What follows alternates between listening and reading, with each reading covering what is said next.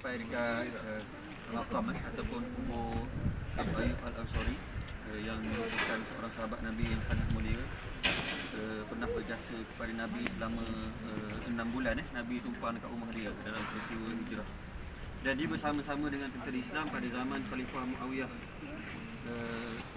yang merupakan percubaan pertama nak menawan kota Konstantinopel inilah. Jadi kalau tengok situ dia tulis 893 Hijrah. Ya, betul. Betul.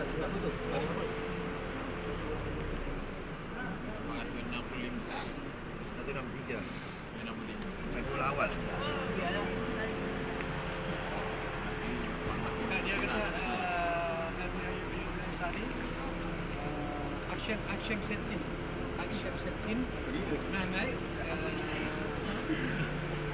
Aksham Settin Mehmet pun dia jumpa kubur Nabi Ayyub Ansari pada tahun 1874 Dalam lepas Okey, saya nak cerita dia begini. Syamsuddin Mehmet tu adalah ulama yang banyak bagi motivasi kepada Sultan Muhammad Al-Fatih ketika dia nak menawan kota Konstantinopel, dan waktu Sultan Muhammad Al-Fatih nak tawan kota Konstantinopel ni, dia mengambil masa lebih kurang 54 hari. Okey, dalam keadaan itu dia cuba segala cara lah. Maksudnya dia daripada laut memang tak lepas sebab ada rantai tu kan, tapi dia cuba ikut darat tak lepas, tak berjaya, jadi dia jadi down, motivasi dia down, sehinggalah mereka cuba cari kubur Abu Ayyub ni, dan akhirnya jumpa 784 tahun selepas dia dikebumikan di sini. Dia dijumpa ni waktu Sultan Muhammad Al-Fatih. Ya, dia tahun Hijri 843, kalau miladi 1459. Istanbul ditawan 1453. Ya. Jadi Fatih tawan. Jadi bila dia jumpa kubur Abu Ayyub ni, dia jadi lagi semangat, sehinggalah Allah takdirkan dia dapat idea untuk melayarkan kapal tu melalui bukit kan. 70 buah kapal berlayar atas bukit sehingga dapat menawar kota Konstantinopel.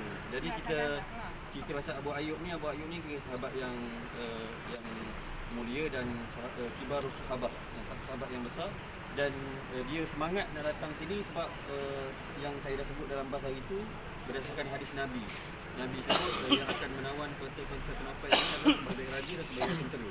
Jadi tahanal Konstantinia wala ni'mal amiru amiruha wala ni'mal jaysh. Jadi yang saya sebut tu dia meninggal di atas kapal seminggu sebelum dia sampai ke Istanbul inilah.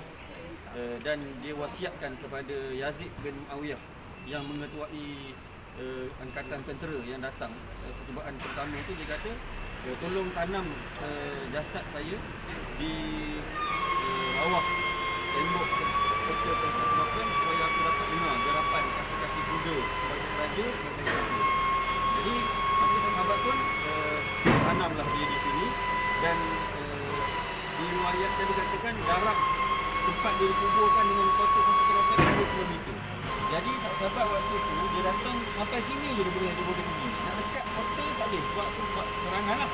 Menyebabkan dia orang banyak yang terkorban dan tidak berjaya. Itu lebih kurang kita Abu Ayyub Dah bela geng-geng ni muka. passing Makan. Bismillahirrahmanirrahim. Assalamualaikum warahmatullahi wabarakatuh. Kita nak ambil ibrah semangat jihad Abu Ayyub Al-Ansari, bagaimana ketika mana beliau mendaftar diri untuk pergi berjuang itu, seperti mana yang telah kita tahu usianya sudah lanjut. Ada yang ada kata 81, ada yang kata 83 tahun umur dia ketika itu, dan dia dihalang oleh anak-anak dia dan juga oleh khalifah daripada pergi berjuang disebabkan usianya yang tua. Tetapi Abu Ayyub dia membaca firman Allah surah Taubah ayat 41. Infiru khifafan wa thiqala wajahidu bi amwalikum wa anfusikum dzalikum khairul lakum in kuntum ta'lamun. hendaklah kamu pergi berjuang, berjihad di jalan Allah Subhanahu Wa Taala, sama ada pada waktu senang atau waktu susah. Pada waktu lapang ataupun waktu sibuk. Dalam keadaan mana sekalipun hendaklah kamu pergi berjuang pada jalan Allah Subhanahu Wa Taala. Khifafan wa thiqala. Kan, maknanya kita tidak boleh untuk pergi berjuang waktu kita senang sahaja. Waktu kita susah, kita tak mahu berjuang. Tapi perjuangan untuk agama Allah Subhanahu Wa Taala dia tak kira. Dalam keadaan apa sahaja sekalipun kedudukan kita, keadaan kita, kena wajib kita berjuang untuk menegakkan agama Allah Subhanahu Wa Taala. Dan berjuanglah kamu dengan segala harta benda kamu dan juga dengan diri kamu, dan itulah sebaik-baik sekiranya kamu mengetahui. Maka disebabkan firman Allah inilah yang dan dia baca firman Allah inilah, anak-anak dia dan khalifah membenarkan dia untuk pergi berjuang. Untuk membebaskan kota Konstantinopel, untuk dia menjadi salah seorang daripada tentera yang Nabi sebut sebaik-baik tentera. Jadi dia nak daftar diri itu supaya dia termasuk dalam sebaik-baik tentera. Dan kalau kita lihat bahawa para sahabat kan, apabila Nabi sallallahu alaihi wasallam sebut sahaja kan, maka mereka dia berlomba-lomba, berebut untuk dapat apa yang disebut dijanjikan oleh Nabi sallallahu alaihi wasallam. Jadi apabila dia dengar Nabi sebut tu, maka dia daftar diri supaya dia termasuk dalam tentera tersebut. Tetapi takdir Allah Subhanahu Wa Taala kan, tentera Yazid tidak dapat untuk menawang kota Konstantinopel kan, dan dia dikebumikan di dekat hampir dengan tembok kota tersebut. Dan alhamdulillah permintaan dia supaya dia dapat mendengar derapan kuda tentera-tentera yang terbaik yang disebut oleh Nabi sallallahu alaihi wasallam untuk menawan kota Konstantinopel itu. Dan selepas lebih kurang hampir satu abad, 800 tahun lebih selepas daripada itu, barulah kota tersebut dapat ditawan oleh Sultan Muhammad Fatih. Jadi semangat Abu Ayyub ni kita kena ambil dan tanam dalam diri kita kan. Dalam keadaan apa sahaja pun kita kena berjuang, kita kena bergerak sedaya upaya kita untuk kita membela dan menegakkan agama Allah Subhanahu Wa Taala di mana sahaja kita berada, dalam keadaan apa sekalipun. Mudah-mudahan insya-Allah semangat tersebut Allah tanamkan dalam jiwa raga kita, sandiwara kita, untuk kita terus berjuang dan berjihad sampailah kita dijemput oleh Allah Subhanahu Wa Taala. Wallahu a'lam. Allahu Akbar.